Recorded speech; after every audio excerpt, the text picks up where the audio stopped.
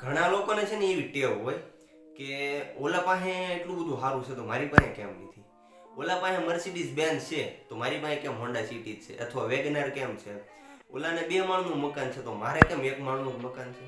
આને શું કહેવાય ખબર છે? સાવ દેશી તળપદી ભાષાની અંદર કે બીજાની સાથે તમારી તુલના કરવી. અને આ મોટામાં મોટી મૂર્ખામી કહી શકાય, કારણ કે જે માણસ પોતાની તુલના બીજા સાથે કરે ને એના ઉપરથી એક વાત સાબિત થાય કે એ માણસને પોતાની ખુદ ઉપર ભરોસો નથી.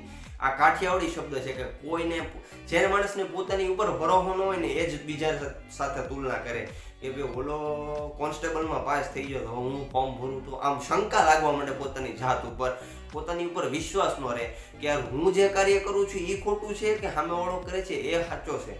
આમાં મને કઈ સમજાતું નથી. આવા પ્રશ્નો છે ને પોતાના માઇન્ડની અંદર ગડમથલ થવા માંડે, કારણ કે જે માણસને પોતાની ઉપર વિશ્વાસ ન હોય ને એ જ હંમેશા તુલના બીજા સાથે કરતો હોય છે.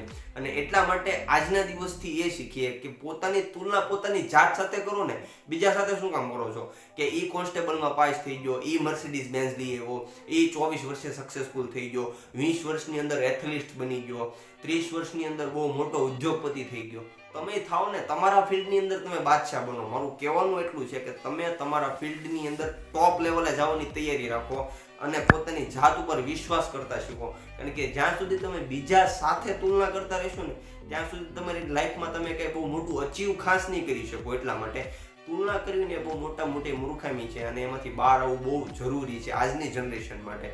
એટલે પોતાની જાત સાથે તુલના કરવાનું બંધ કરો અને ખુદ ઉપર વિશ્વાસ કરતા શીખો.